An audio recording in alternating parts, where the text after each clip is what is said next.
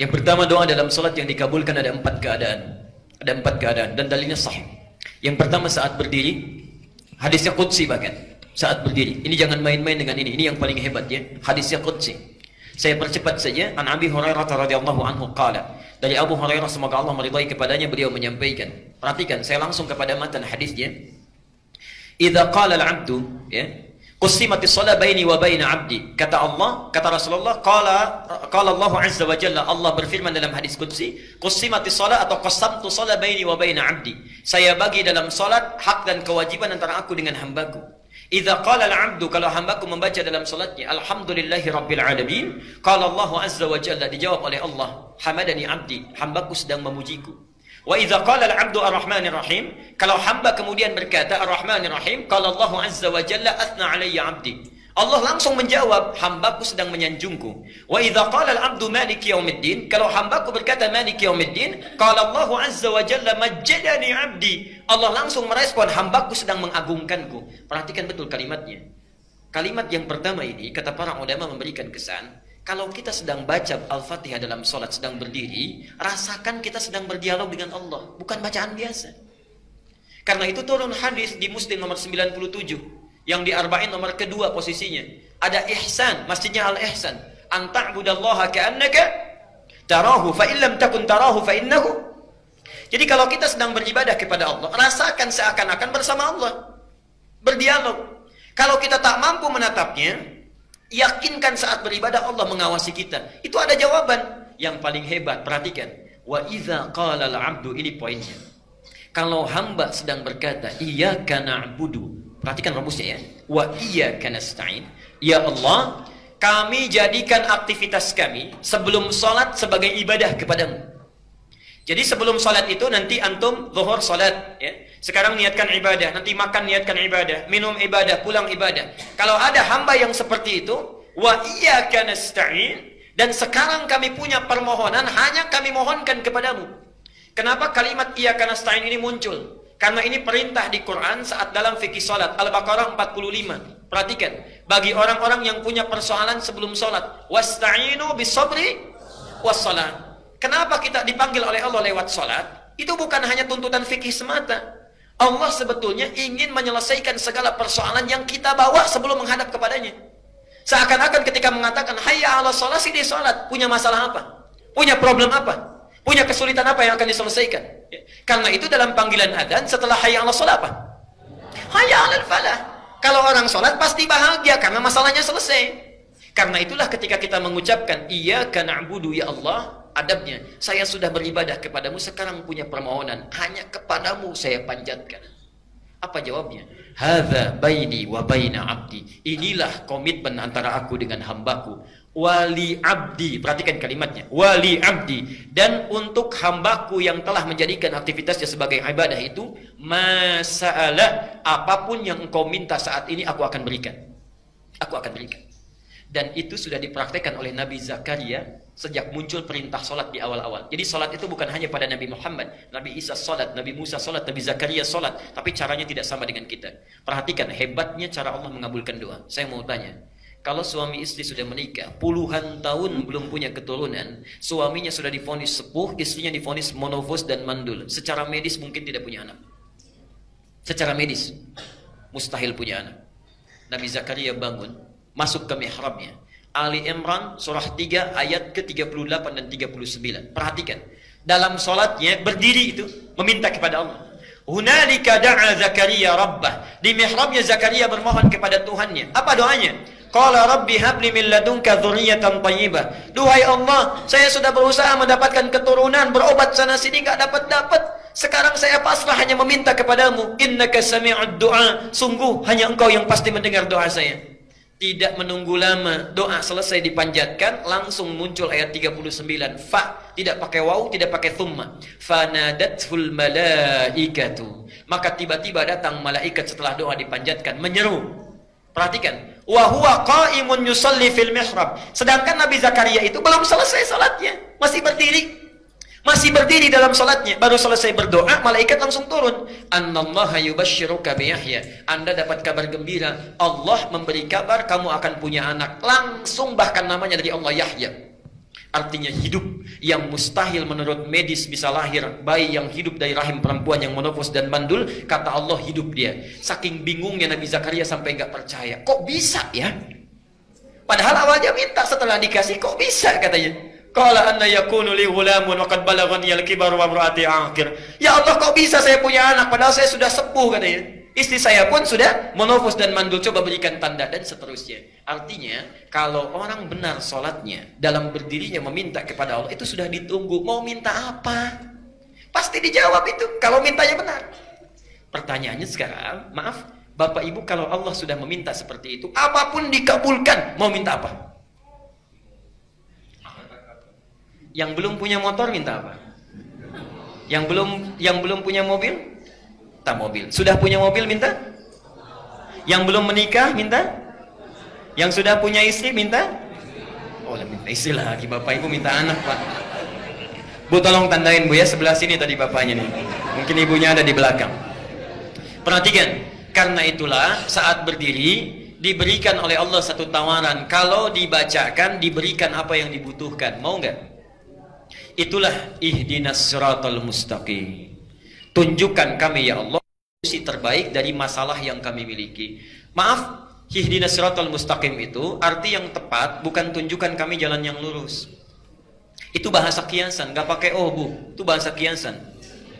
Ihdina dari kata hudan, hidayah, itu solusi dari persoalan yang dihadapi. Jadi punya masalah apapun solusinya ya Allah tolong berikan. Siratal mustaqim itu kata kiasan, majas dalam bahasa Arab, yang mudah tidak sulit prosesnya. Jadi berikan solusinya tapi mudah. Jadi ketika kita meminta dalam sholat, itu minta ya Allah, saya punya masalah, tolong berikan. Diberikan oleh Allah satu bacaan, dibaca. Jadi yang punya masalah di rumah tangga diberikan solusinya, yang punya masalah di pekerjaan diberikan solusinya. Dan itu bukan solusi biasa. Siratal ladzina an'amta alaihim, nikmat. Ghairil maghdubi alaihim, Allah tidak murka dengan apa yang dikerjakan, waladhdallin, dan tidak tersesat dalam mengerjakannya, mudah dikerjakan. Jelas sampai di sini? Baik. Yang jadi persoalan, kalau sudah dikasih cukup tidak? Kadang-kadang diberi pun masih ingin yang spesifik. Saking sayangnya Allah kepada kita, diberikan kesempatan kedua setelah baca Al-Fatihah, diminta memilih surat-surat yang sesuai ayatnya dengan keperluannya, dari Al-Fatihah sampai dengan An-Nas. Yakinlah semua ayat Quran itu solusi persoalan hidup kita. Itu sudah tegas disampaikan, bahasanya hudan. Dia tadi Al-Baqarah 185. Syahrul Ramadan alladzi unzila fihi, di bulan Ramadan Quran diturunkan. Apa fungsinya? Hudan. Hudan. Solusinya disebut hudan, memintanya disebut ihdina. Nah, orang Islam saking sayangnya Allah kepada mereka, dipaksa supaya dapat solusi itu lewat sholat. Al-Baqarah ayat kedua dan 3. Dzalikal kitabu la raiba fi hudan. Yang di ayat 185 linnas, untuk manusia. Jadi kalau ada orang yang mau baca Quran dapat hidayah. Tapi orang Islam dipaksa supaya dapat solusi itu lewat sholat. Perhatikan, siapa orang yang dapat hidayah itu, muttaqin itu, alladzina yu'minuna bil ghaibi wa. Jadi sholat itu sebetulnya supaya memudahkan Allah menyelesaikan persoalan kita. Silahkan pilih kalau ingin spesifik dari Al-Fatihah sampai dengan An-Nas. Ada ayatnya sesuai dengan keperluan kita. Misal, mohon maaf, yang punya persoalan rumah tangga, An-Nisa 34 misalnya sampai dengan 36. Ustadz suami marah-marah terus, ayat 19-nya. Ustadz istri saya cerewet, gak mau nurut pada yang baik-baik, ayat 34-nya. Jadi ketika tahajud pisah kamar itu, suaminya baca 34, istrinya 19, terus itu ya. Begitu, subhanallah. Anak-anak gak bisa bagaimana mengarahkan supaya soleh. Lihat Luqman 13, ayat 13 sampai 19. Ustadz kalau anaknya banyak bagaimana? Yusuf pindah. Ustadz pekerjaannya susah saya ini, bagaimana supaya dimudahkan? Al-Isra ayat 79 sampai 82. Ustadz mudah tapi datang lagi banyak. Al-Insyirah, semuanya ada di situ. Tinggal kita bacakan. Masalahnya nggak hafal. Jadi dari subuh sampai isya yang dibaca itu lagi. An-Nas lagi. Pantas mimpinya ketemu jin terus, itu yang dibaca. Yang jadi persoalannya. Jadi pertama saat berdiri itu caranya. Jadi kalau ibu bertanya atau bapak bertanya dari kertas tadi, artinya siap menghafalkan ayat Quran. Hadir malam Jumat nanti kita berikan gambarannya. Yang kedua saat ruku, tapi dalam ruku nggak boleh baca ayat Quran. Ya, cukup mintakan. Baca doa yang sunnah dulu, bisa pilih banyak doanya. Subhanakallahumma bihamdika Allahumma ighfirli, atau subhana rabbiyal azim, atau subhana rabbiyal azim wa bihamdi, dan sebagainya banyak. Silakan setelah itu mintakan dalam hati kita atau membaca doa yang seperti Nabi contohkan. Silakan buka buku sifat salat Nabi, banyak di situ doanya, ya. Yang karya Ibnu Qayyim Al-Jauziyah, yang karya Syekh Muhammad Nasiruddin Al-Albani, yang karya Syekh Sya'rawi, banyak buku sifat salat Nabi, ada penuntun di situ. Yang ketiga saat sujud, ini yang paling utama. Perhatikan hadis Ibnu Abbas. Innama aqrabul 'abdi min rabbih wa huwa sajidun fa'aktsirud du'a. Tidak ada keadaan paling dekat antara hamba dengan Tuhannya kecuali saat sujud. Karena itu perbanyak doa saat sujud. Bukan hanya sujud yang terakhir, tapi dalam setiap sujud. Ya. Kenapa disebutkan sujud yang terakhir? Ini sebetulnya ada pesan penting di situ. Maaf, sekaligus saya sempurnakan. Nabi itu rindunya tertumpahkan dengan Allah dalam dua keadaan. Satu, saat datang wahyu. Di kalau wahyu datang senangnya luar biasa, lepas rindu dengan Allah itu. Pernah wahyu tidak turun 6 bulan berturut-turut. Sampai bingung luar biasa, gelisah. Sampai kadang-kadang naik ke bukit mau turun lagi. Kata orang kafir Quraisy itu Muhammad sudah gila tuh, ditinggalkan oleh Tuhannya. Tiba-tiba turun 2 surat sekaligus. Ad-Duha dengan Al-Insyirah. Wad-Duha. Hei Muhammad, demi waktu duha yang menjamin engkau bahagia dalam kehidupan. Wal-laili idza saja, ataupun saat keadaanmu seperti gelap gulita seperti malam yang dikelilingi oleh kegelapan. Ma wadda'aka rabbuka wa ma qala. Yakinkan dalam keadaan suka dan duka Tuhanmu tidak pernah meninggalkanmu, atau engkau dikatakan sebagai orang yang gila, dan seterusnya. Turun wahyu, senang lagi Nabi. Atau yang kedua saat sedang sholat. Di saat sholat itu subhanallah sudah rindunya dengan Allah itu tertumpahkan saat itu. Karena itu Nabi jangankan yang wajib, yang sunnah itu kakinya bisa sampai bengkak-bengkak.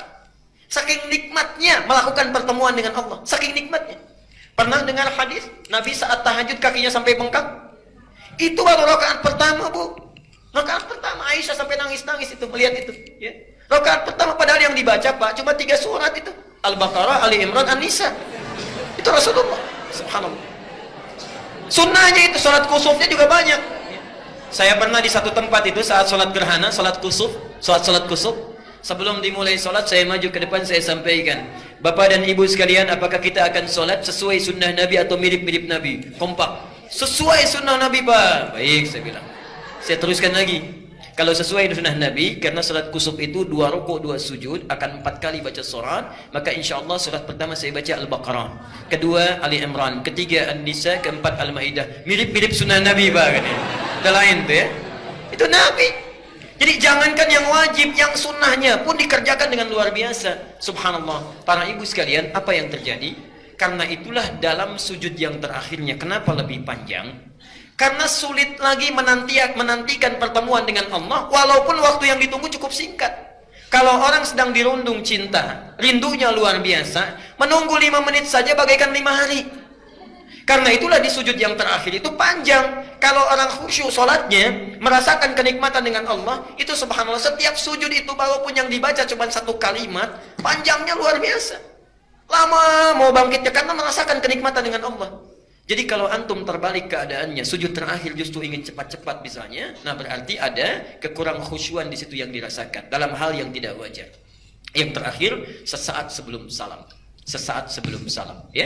Jadi nanti ada banyak doanya. Allahumma hasibni hisaban yasira, atau Allahumma ij'al fi lisani nura, wa fi qalbi nura, wa fi aini nura, dan sebagainya. Silahkan pilih di antara 4 keadaan itu. Kalau yang saat berdiri belum terpanjatkan, minta saat rukuk. Saat rukuk belum terpanjatkan, minta saat sujud. Saat sujud belum dimintakan, minta sebelum salam. Kalau 4 kali diberi kesempatan belum meminta juga, berapa kali mesti diberikan kesempatannya?